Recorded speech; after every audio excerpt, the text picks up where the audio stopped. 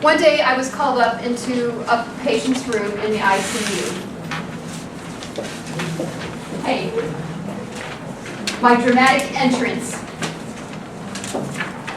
Here you go. That's all right. I was called up to a patient's room in the ICU. I went up to his room. He said, please have a seat. I have all these documents here that I need notarized. So I sat down, pulled out my journal, and started going through the process. Got his license, I'm getting the information, talking to him. I'm assessing his awareness and where he is. He's perfectly lucid and not on any medication that would be mind altering. So we're having a conversation about these documents and what he needed notarized. At one point, a physician walks in. And so I get my stuff to get up and leave because I figure they need to have a conversation. And the patient said, stop. Sit right there and keep working. Whatever the doctor has to say, you can hear. I'm like, okay. So I sat there and I continued to get things ready. The doctor went over to the patient, sat down on the edge of the bed, proceeded to tell this patient he had less than 6 weeks to live and that he'd better get his affairs in order. He said, I understand that you have family in the East Coast. You need to call them to come see you. I understand that you have business that you're trying to wrap up, so you need to get things in order. And the emotion that struck me at that moment, that I was privy to this conversation in this very personal time, was almost overwhelming to me. That I think he had a premonition, or he knew that that was going to be the outcome, and he wanted somebody else in that room besides just him to be a part of that. So when I say expect the unexpected, you never know what you're going to walk into when you walk into a healthcare facility to notarize a document for somebody.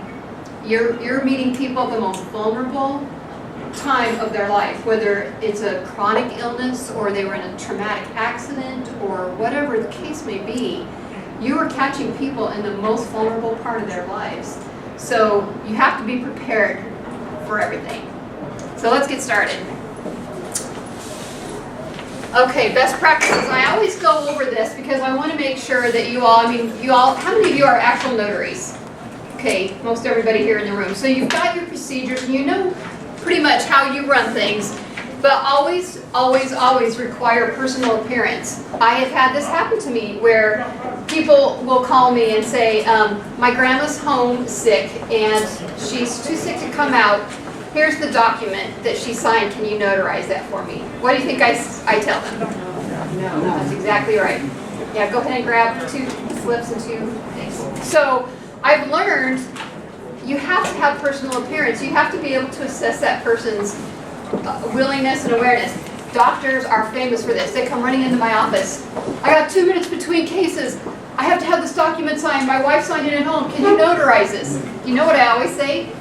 Sure, I can notarize it. When your wife comes in, they're like, oh, all right, I guess I'll have to do this after I do surgery. I'm like, yeah, I guess we will, because I have to have your, if your wife's on that document and she's part of this thing, then she's got to be here with you as well. I have to have personal appearance. Now, remote notarization, this is something that Ozzy talked a little bit about. Virginia does allow for remote notarization. So somebody in my home state of Colorado can pull up a notary online and have something notarized by a person in Virginia.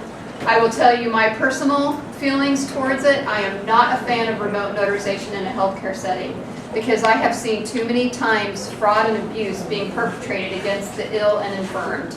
It happens every single day in hospitals across America where somebody comes in and tries to coerce grandma into signing a general power of attorney so they can take over her estate. That's right. It's happened time and time again. So that person who's a remote notary in Virginia that's there to make money doesn't care about the person in that bed that's getting their estate taken from them by this notarization. So I don't want to be obstructionist. I don't want to stand in the way of progress or business. But I was on a workforce for the Secretary of State's office in Colorado this summer, and we met once a month to talk about remote notarization.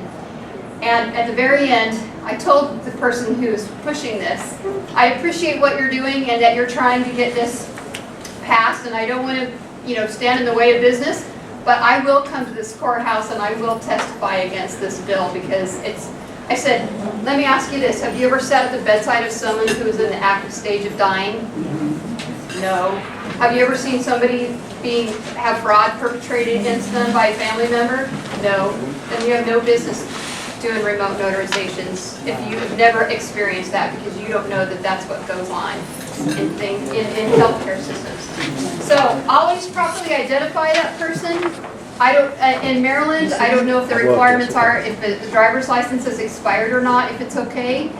But in Colorado, you can, as long as it's like within a couple of years. So if someone's 99 years old and I need to notarize something for them and their driver's license is expired by a couple of years, I'm okay with that. As long as the picture's the same, signature looks the same, but whatever your state laws are, you need to follow that.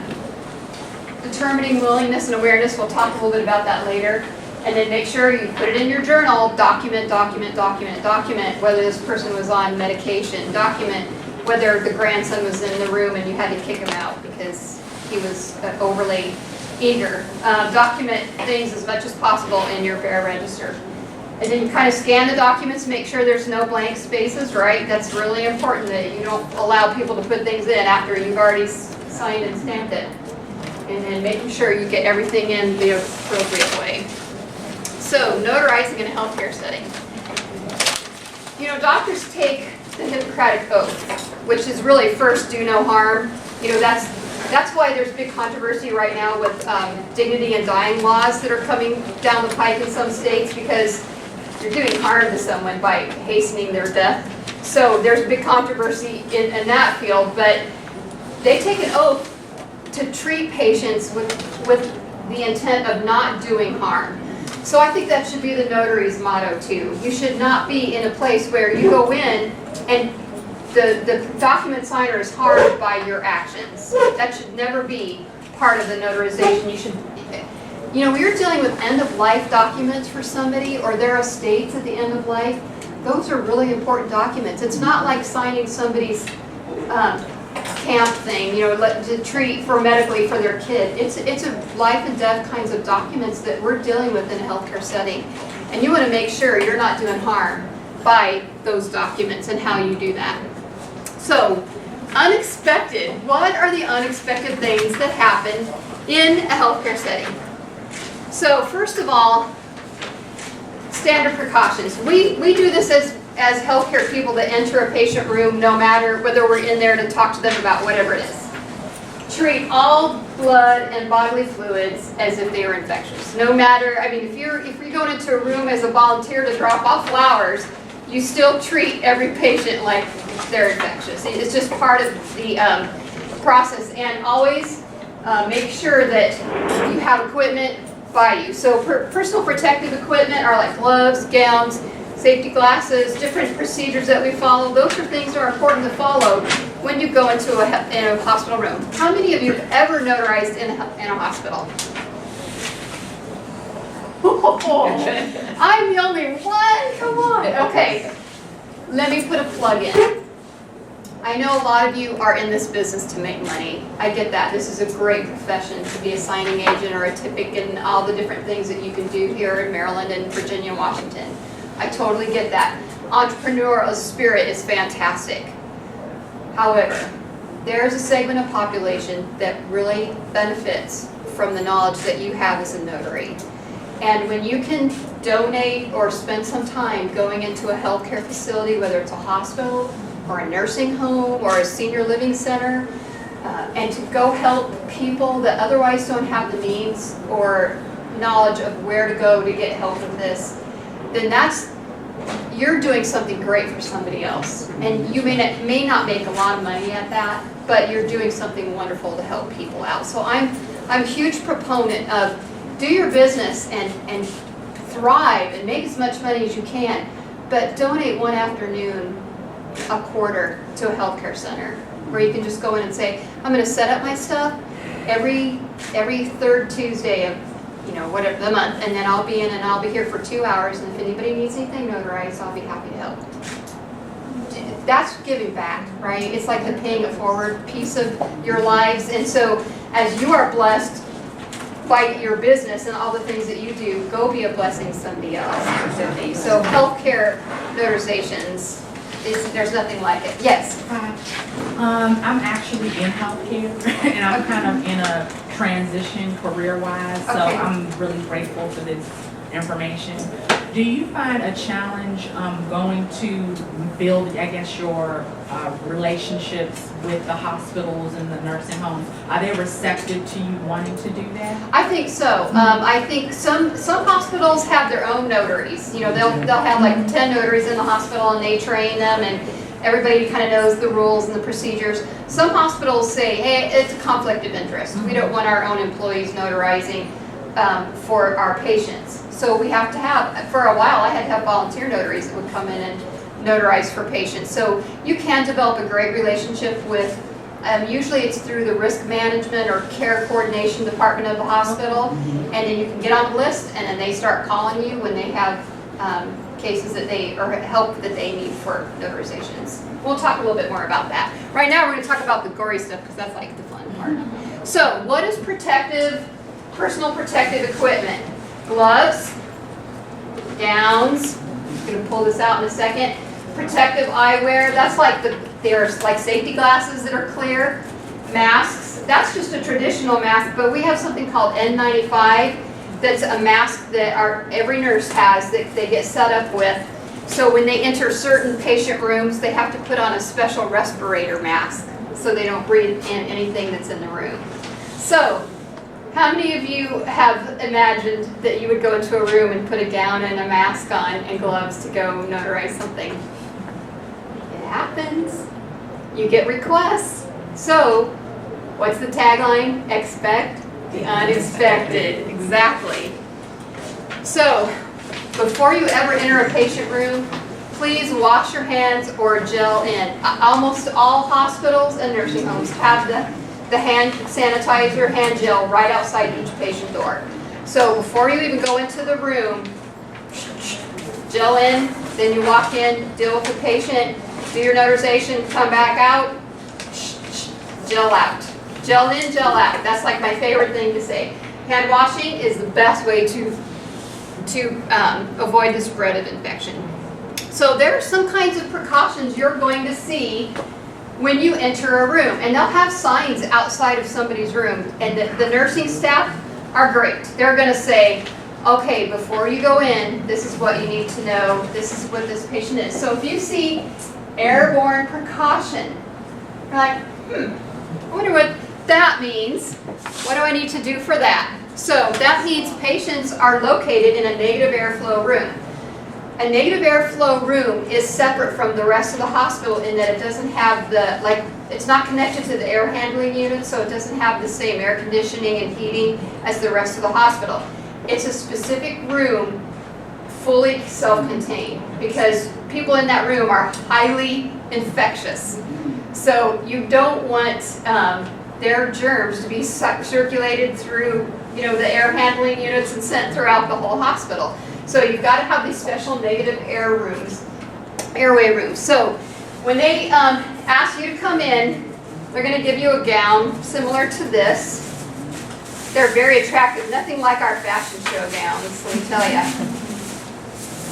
They go over, and then they tie in the back. Then you have, I'll tie mine in the front here, and it has like the trendy snowboarder sleeves, and then you put your gloves on over so there's no leakage. And then you wear eyewear, or you have a special N95 mask that you put on, because you don't want to breathe in. When it says airborne, you can breathe in what they're breathing out. So that includes tuberculosis, measles, chickenpox, SARS, which is big in Asia, and then smallpox. Not too many people have these diseases, so it's not often that you're going to be totally gowned up, but occasionally you will have to do that. How many of you feel comfortable getting in a gown and gloves? A few. It can be a little fearful. I will tell you, it's a little fearful, because you think, I am voluntarily going in here to, do this thing, but what I always think about is, hey, our nurses and doctors are in there, and they're doing this work, so I can gown up the same way and I can be ready. So if you see an airborne precaution, you're going to be decked out head to toe. Next is contact. So this is also gown and gloves for people with MRSA. That can be a nasty little bug, right? VRE, C. diff, RSV, so it's all that upper respiratory stuff, and Lyser scabies. So I had to go notarize for someone who had MRSA. It's a good thing I didn't know he had that before I went in. But I'm like, I got there and they're like, okay, this patient has MRSA, you need to get gowned up. And I'm like, okay. So I got everything ready to go. And then I got to thinking about, okay, what about my journal? Because I'm going to be taking that back out of this room, and what about, other things? So I got an extra pen that I could throw away, and I requested that the patient wear gloves, which he was happy to oblige. He was just thrilled somebody would come up into his room to actually talk to him and help him with this notarization. So I sat down and went through the whole process that you normally go through when you're notarizing for someone like that. And then I handed him my journal, and he had gloves on, and he had the pen that I brought up, and I had it in such a way that he couldn't touch anything but just sign. So he signed, his information, and then I made him take one glove off, and I did a thumbprint just so I had record of that, so I knew it'd be all right. But I was very careful that he didn't touch anything else in the journal. And then I closed the journal, notarized the documents, and did my little spiel, like, how are we treating you, how's the food, or is there anything we could do, and help him with his healthcare stay. Then you walk out of the room, and immediately as you walk out of the room, you take everything off and you throw it away right there, right outside the room. They have a special bin for that, and they have that set up in hospitals where you have that availability to do that. So then I threw the pen away. I was like, good thing I didn't like this pen. So I was like, it wasn't one of my favorites. You don't want to take your favorite fountain pen into a hospital room for sure. You never know when someone's going to throw up on you, or, that just happens. So then you throw it all away, and then you're fine. So you don't have to worry about, then you always gel out as you leave, even though you have gloves on and he has gloves on. You just want to be really careful that you're not going to be exposed. Question? What about your shoes? That's an interesting question, because they did a study with volunteer dogs, because we have dogs that are volunteers that come in and talk to patients, and they don't talk to them unless it's like Dr. Doolittle, but the owners of the dogs will come in, and it just brightens patients' days when they have these little cute puppies come visit them. So they started doing a study on the dogs that leave, and so they found MRSA on the paws of like almost every dog that left the hospital. So now we have a special wash that we use for the dog's paws before they leave, to make sure they're not carrying that out with them. And a spread of germs is a very real concern, so you have to be very careful about that. I don't think with your shoes you're going to have to worry too much about that if you're going into a patient room like that, unless they're like throwing up or peeing all over the place. You're not going to be exposed to, Because a lot of the doctors just cover their shoes and everything. Right. Yeah, it's interesting because we actually have flooring in our hospital that's like antibacterial. So as you walk on it, it kind of traps the bad stuff, and it leaves your shoes. So it's amazing what kinds of things we have available in healthcare today. But if you feel freaked out about it, you can always pull your Lysol out and spray the bottom of your shoes afterwards. I mean, you do what you need to protect what you feel to protect yourself. But that's the contact. And then droplet. Now this one is like the influenzas, the bacterial meningitis, whooping cough, and some types of pneumonia. Now it's interesting, I was in the hospital 3 years ago with pneumonia. It's like, how on earth did I get pneumonia? I have no idea, but I was there 3 days, so I was pretty sick, because they don't ever keep anybody in the hospital for 3 days. But interestingly enough, the people that came in to treat me didn't have like the shield and stuff, so I must not have had the bad kind of pneumonia that, like the Legionnaires or different things, but they will have the droplet procedures right on the door before you walk in. So the same thing, we'll have a mask and eye shield for you when you walk in to notarize for them. But you're not going to get anything by touching them or breathing in other than the droplets. So it's just the wet stuff that happens. Isn't this exciting? Bloodborne pathogens. Okay. Again, this is like when we say treat all blood like it's infectious. So bloodborne pathogens like HIV, those kinds of things are transmitted through mucous membranes. So usually sexual contact is a big way. Sharing of needles is another. One thing you'll know, like if a nurse is dealing with a patient, no matter what the patient is, and she accidentally gets pricked by the needle that she's using on that patient, immediately they get tested for HIV. So that's just part of our protocol because we have to treat everybody as if they're infectious. So that's one thing you got to be careful. It's like if you walk in and there's stuff laying around, like they have a bloody nose and they leave their tissue on the table, it's like don't touch it. Just put some gloves on and ask the patient to move it. You got to be careful that you're not exposed to things like that. But don't be freaked out, okay? Don't get freaked out. It's not as bad as it sounds, but you have to be aware of what you're going to be facing because you never know what to expect. Okay, so willingness and awareness. Whenever I go, how are we doing with time? Okay. Whenever I go into a hospital room or any kind of patient area or somebody's home and they need something notarized, I kick everybody else out of the room. I ask them to leave because my business is with the document signer and them alone. And that's where so much coercion occurs when, grandson is in the room with grandma giving her the eye so she'll sign this document so he can pay her bills for her while she's in the hospital. And that happens all the time. So I kick everybody out of the room and I always sit at the edge of the bed so my face is close to their face. And I ask them how they're doing, how they're feeling, how's the food, what do you think of the weather, what do you think of, we don't get into politics too much because that just elevates everybody's blood pressure, so we don't talk about that. But we talk about, all these different things that what am I trying to do? Trying to assess, right? Are you cognitive, are you aware, are you on some kind of psychotropic medication that's tripping you out? I mean, where are we with this? Because people will do everything in their power to coerce and to try to get something. Do you know, I think it's like something like 48%, which was it, I'm not sure who talked about it earlier this morning. 48% of fraud is perpetrated by family. Isn't that awful? That your family is the one that's perpetrating fraud on grandma or grandpa or whoever it might be.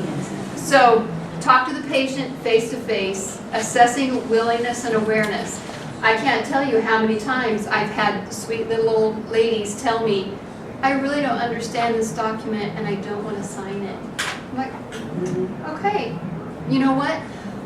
That's fine. If you don't understand it, if you want to read it and call me up here later, that's fine. Or if you just don't want to sign it, that's fine. And I will go out of the room and shut the door and go tell that pushy family member, I'm not notarizing this document. Your grandma doesn't understand it and she doesn't want to sign it. Now, if that changes, give me a call. I'm happy to come up and help you out, but not right now. And if people get irate, then what do you know? They're trying to push it, yeah. So, if they're like, oh yeah, I get it, I understand, that's totally, then you know, okay, this is maybe a legitimate request. And then also coherent communication. So if someone's in a coma, can you notarize for them? No, you can't ask them if they're willing to sign this document. I had a man ask me, because his wife was in a coma, she had West Nile. She was in a coma, and he needed to sell some llamas that they owned. And maybe he didn't like the llamas, I don't know. But he's like, I gotta sell these llamas, but my wife needs to sign the document. If I put a pen in her hand and sign her name, can you notarize this document? Well, what did I say? No. I'm so sorry your wife's in a coma. You have empathy. I truly am sorry your wife is in a coma, but I cannot help you. You're gonna have to get an attorney, because I can't help you. And then medications. There are times when certain medications make people entirely goofy, correct? Yes. So if someone's talking about what a great President Nixon is, or like is currently, or if they're talking about, something that's totally whacked out, then I'm not going to do that. But if someone's had a stroke, and they can't speak, but they can give a thumbs up or shake their head, are they communicating with you? Absolutely. So you're going to have to assess people, where they are, if they're willing and aware. I had another gentleman, same thing. He had West Nile like 10 years later. West Nile is kind of a big thing in Colorado. We get, mosquitoes that get this, and so we have a little bit of a problem with that. So he had West Nile, and he was like pretty stroked out, where he couldn't move very much. And I had to notarize some documents for him, and he was very gracious, and all I could do was shake his head and give me thumbs up and thumbs down and stuff like that. And then I always wondered what happened to him, and I saw him, he's actually running for office for city council like 5 years later, and I was like so glad to see him. I mean, he walks with a walker, but he's still getting around, he's got his voice back, and it's like so encouraging because you see, great stories like that happening. And if I would have said, no, I can't do it, then that would have been bad for the patient and bad for our facility as well. Make sure you get the proper ID, take into consideration the signer's physical condition. So if someone has signed their driver's license and then they have a stroke, do you think their signature is going to look the same? No. No. If someone is diagnosed with cancer and they've lost 50 pounds, do you think their picture on their driver's license is going to look the same? No. So what do? You got to use your best judgment. You look at that, and you look at the distance of the eyes, and you look at the shape of the face, and you're like, yeah, I can see this is right. Or you look at how they sign their name, and they still have that same loop. You kind of know this is right. So do your due diligence on it, but you got to take those things into consideration. And so make sure you know your company's policies with notarizing, especially though for you in healthcare. You may not know what your company policy is on things like that. Okay, how are we doing, timekeeper? Okay. Universal healthcare documents. So power of attorneys are really big. You're going to see general power of attorneys that they'll show up in the hospital because legitimately they do need to do something on that person's behalf while they're incapacitated. So power of attorneys for both general and medical. You will see those documents. This is what the one in Maryland looks like. It's pretty standard, and all these things you can get. They're all in your handouts. You can go online and download. Maryland's got some great forms available to them for these kinds of documents. And then advanced directives, your end-of-life documents. How many of you have an advanced directive? Okay, a few of you. I encourage every single person I run across to have an advanced directive because you're the one that's in charge. You dictate what you want at the end of life, not somebody else. So I have something, it's a booklet called 5 Wishes, and you can fill out like what kind of music you want playing in your room at the end of life, who you want in there, if you want foot rubs, if you want, it's like, man, I'm like writing out like my life story in here. It's like, yes, I want Brahms playing and I would like my feet rubbed, and no, I don't want, yes, I want my pain controlled, but I don't want anything that's going to extend my life. It's like you write out what you want at the end of life, and these 5 wishes are great, or the advanced directives. It's a great way to make sure that happens. That's why people are wanting, sometimes they need to be notarized in certain states, and sometimes they don't. But it gives that patient control at the end of their life. So advanced directives are important.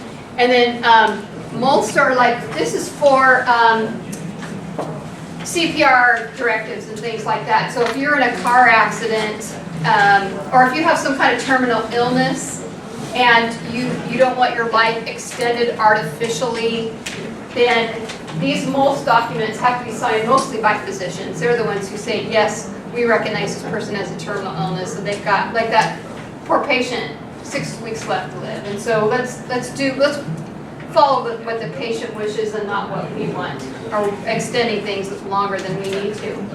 So the MOLST orders are pretty important to have as well for patients if they want that. So you may see something like that here in Maryland, some kind of documentation for that. Oh, and contact information. So we're at the end. So now we're going to open up for questions because you may have some questions, and then we'll do our drawing for our prize and go from there. So what questions do you have? Yes?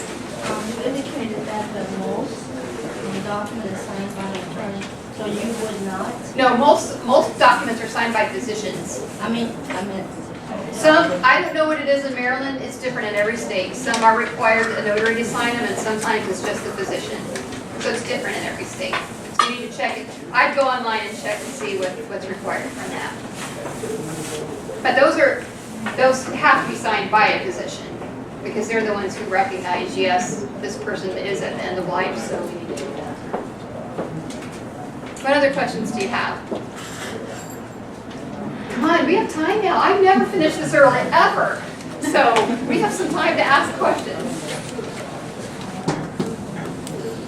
You did a great job covering it. I know, I feel like I'm like rushing through it. That's all right.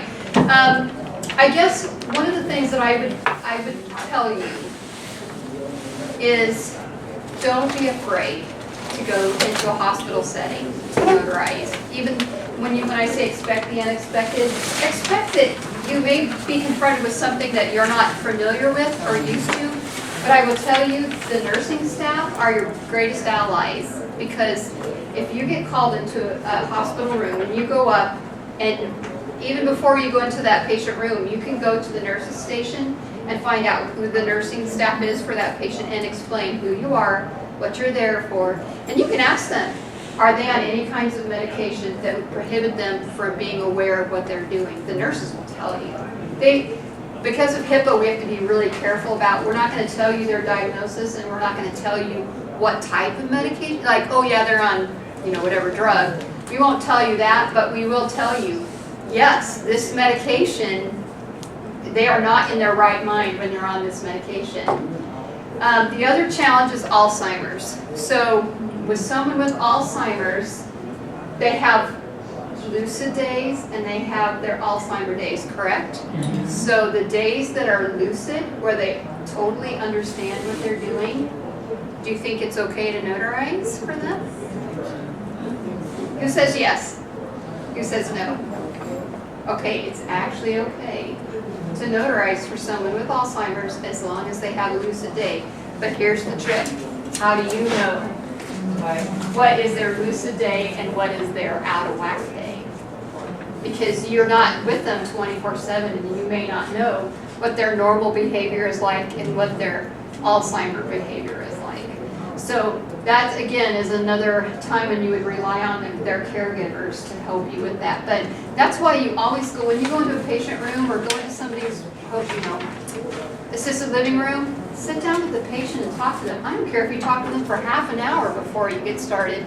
You're really trying to assess willingness and awareness. That is the most important thing, because what is a notary's number one job?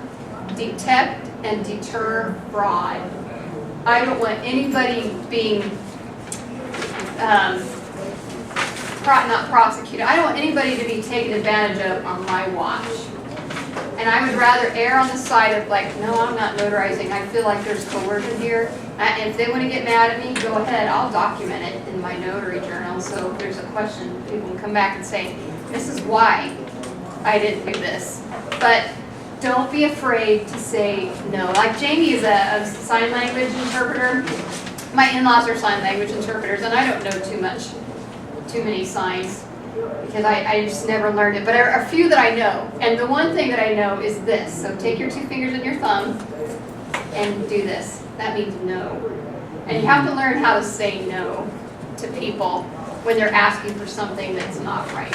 And it's like, no, I can't do that. That's something that would not be appropriate. So don't be afraid to say no when you come across situations where you just don't feel like it's appropriate. And then document.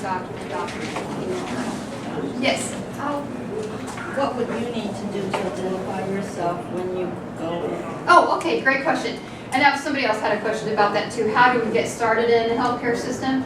So always start with the top. Go to administration or call the administration office and say, I am a notary, I'm a community notary, and I would like to offer my services to your patients if they need a notary. Because not all hospitals allow their own employees to notarize for patients. So if that's the case, they'll say, great, we'll get you hooked up with care coordination office or the risk department. So you get hooked up with that department. You'll talk to them, say, here are my credentials, this is what I'd like to do.